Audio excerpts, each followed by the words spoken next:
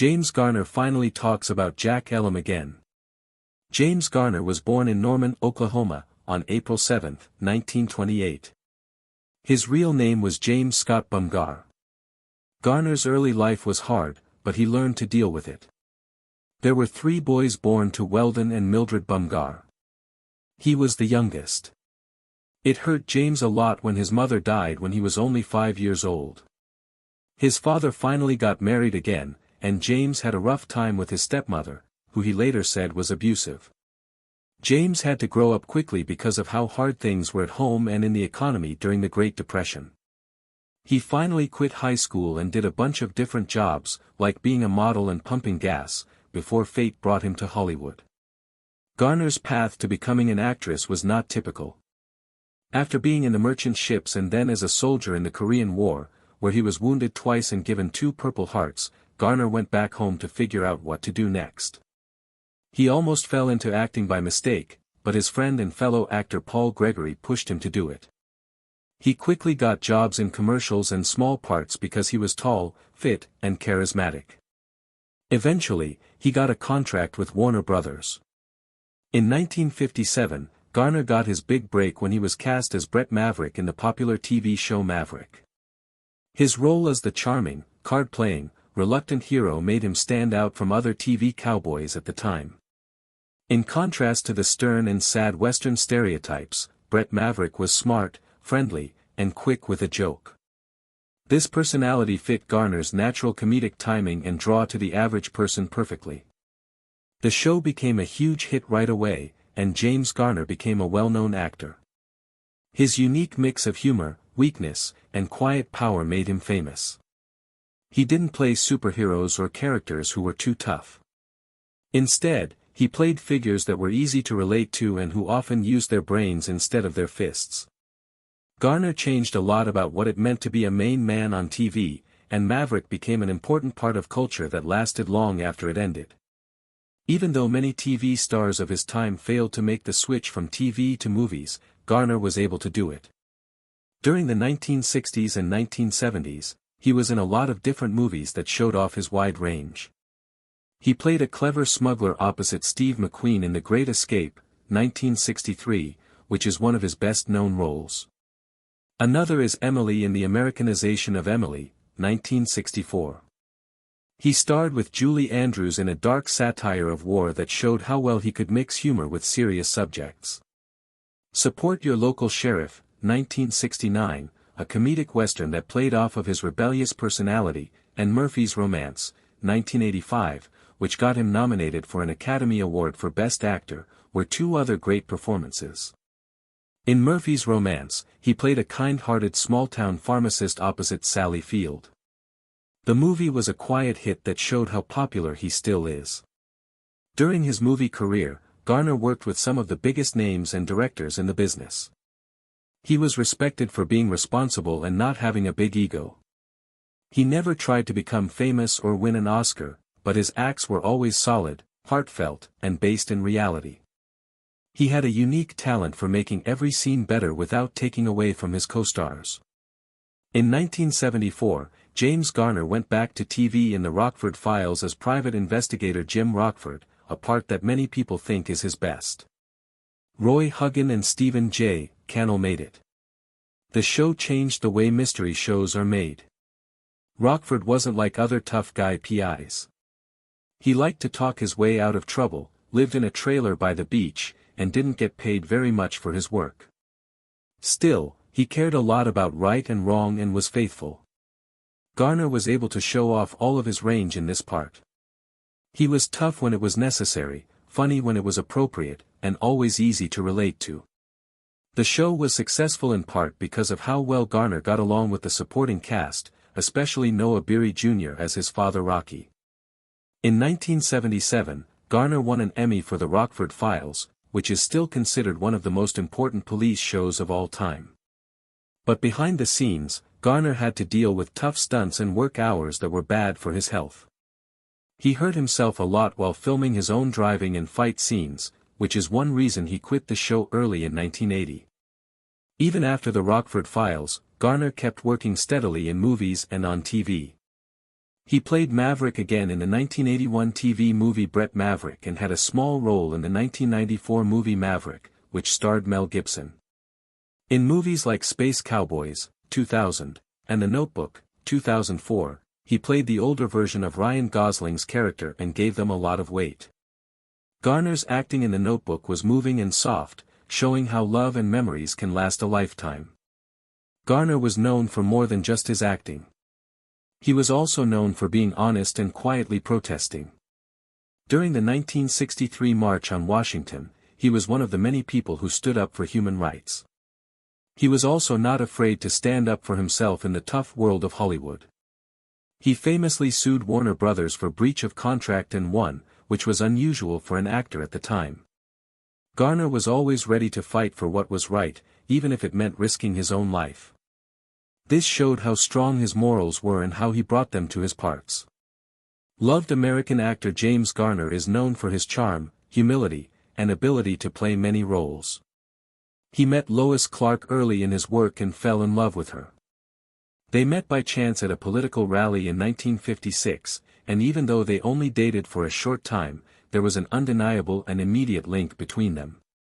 Within 2 weeks of meeting for the first time, they chose to get married, even though most people said that quick marriages were bad.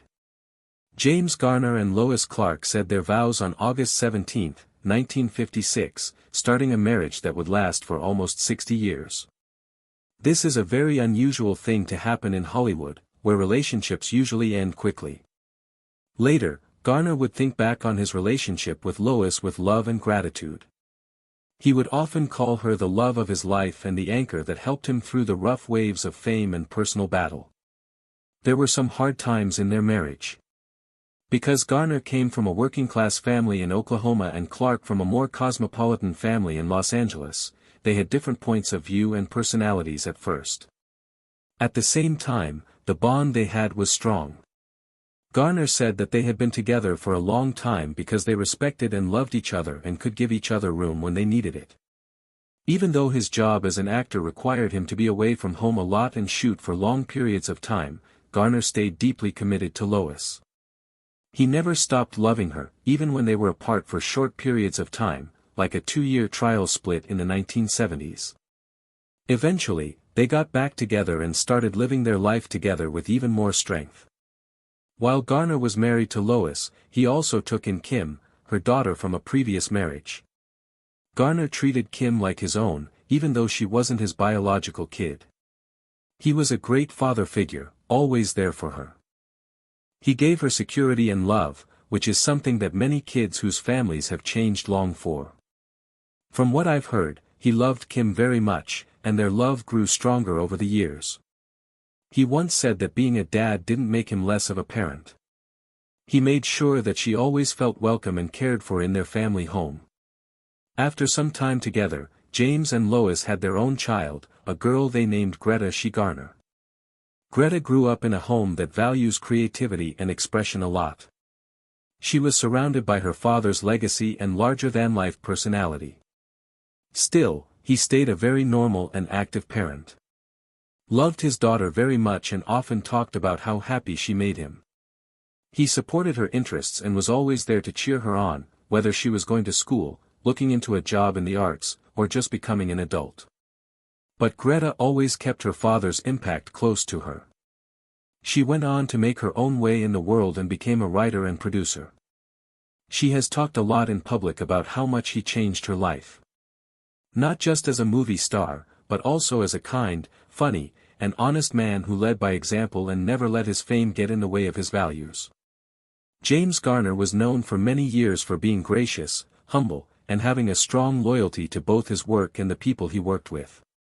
Garner made a lot of friends in the movie and TV industries over the course of his long and successful career. But there was one name that people were always interested in. Jack Elam is a character actor with a lot of ability and a memorable screen presence. You could say that Elam stole the show. He was the kind of man who could make an impression even in small parts. Fans often talked about how well Garner and Elam got along, especially in their famous westerns together, like Support Your Local Gunfighter, 1971, and Support Your Local Sheriff, 1969. However, after Elam died in 2003, Garner rarely talked about him in public. For years, rumors were going around. Why is there no sound? Were there bigger things going on behind the scenes? Was there something between the two stars that they didn't say? Then, in an honest interview just before he died in 2014, James Garner finally spoke out. His voice was steady but it was full of feelings and the weight of years of unspoken thought. Garner said, "I didn't stay quiet because I didn't care. Sometimes words aren't enough to describe a man like Jack, so I kept quiet." Garner called Elam not only a co-worker but also a real original. He said that Elam's unique look, which came from an eye injury he got as a child, became one of Hollywood's most recognizable traits. Garner laughed and said, "You couldn't mistake Jack for anyone else. He doesn't want you to. That twisted eye and that sly grin. He looked like a bad guy from a story." He was smarter than most people thought, though. Even though Garner was known as the friendly everyman hero and Elam as the strange and often bad guy character actor, the two men had a lot of respect for each other's work ethic and timing. Garner thought that Jack could read a room better than any Harvard graduate. He knew when to take a scene and when to give it back. A lot of people didn't know how kind Elam was off-screen. As Garner told the touching story, he was shooting Support Your Local Sheriff when a young extra who looked nervous and out of place had a hard time with a take. Instead of ignoring how awful it was or ignoring the moment, Elam took the kid aside and quietly walked him through the scene, even giving him advice on how to act. Garner said, "Jack cared about more than just his lines. He was interested in everyone and everything in the shot." Garner also put an end to reports that they were fighting, saying that such talk was just Hollywood nonsense. He said that after work, they didn't always hang out, but on set, they were like brothers in arms. "We were different types of horses, but we rode for the same company. We both liked this crazy job, and we looked up to each other." That was important. When Garner talked about Elam's impact, it might have been the most moving part. Jack is known as the crazy outlaw with the crazy eyes. He was a lot more than that, though. A true professional, a skilled worker, and a great fun to work with. People remember him for a reason. Jack had heart. He made every part important, even the little ones. That doesn't happen often. Garner stopped and his eyes started to blur a little. "I shouldn't have told him this so late, but I hope he gets it now if he's listening. Jack, you were a good person. I will never forget." After those words, there was no more quiet. Not with controversy or rumors, but with respect, love, and a clear-eyed admiration for a fellow actor who, like Garner, changed the course of American film for good. One was the steady hero, and the other was the unforgettable wild card. At that moment, the connection between these two Western heroes became real, not just in memory. James Garner started having persistent and crippling knee problems in the 1970s while making the hit TV show The Rockford Files. These problems would last for the rest of his life. Garner regularly put his body, especially his knees, through a lot of physical stress because he did many of his own stunts. The action-packed part required him to do a lot of hard work, like running, jumping, and fighting in choreographed scenes, which hurt his joints a lot. Garner's desire to be as real as possible in his acts cost him a lot physically. He had what he said were 6 or 7 knee surgeries over the course of the series, which shows how much wear and tear he was under. Even though it hurt and he had to have surgery a lot, Garner kept going because he had a strong work ethic and wanted to give great results. But his knee problems would never go away completely, and they kept making it hard for him to move around for decades. In the end, Garner decided to have total knee replacement surgery on both knees in 2000, a long time after the Rockford Files were closed. He was finally able to deal with his chronic pain and regain some physical freedom in his later years after this major surgery. Garner had major heart problems in addition to his orthopedic problems. The seriousness of his heart problem was shown by the fact that he had quintuple bypass surgery on April 22, 1988, which saved his life. The surgery changed the flow of blood around 5 blocked arteries. It was done because his heart was under a lot of stress from years of smoking and work pressures. Surprisingly, Garner got better quickly after the complicated surgery, showing strength that even his doctors were surprised by. Still, his medical team strongly told him to make big changes to his life, especially to stop smoking, which he had done since he was a child.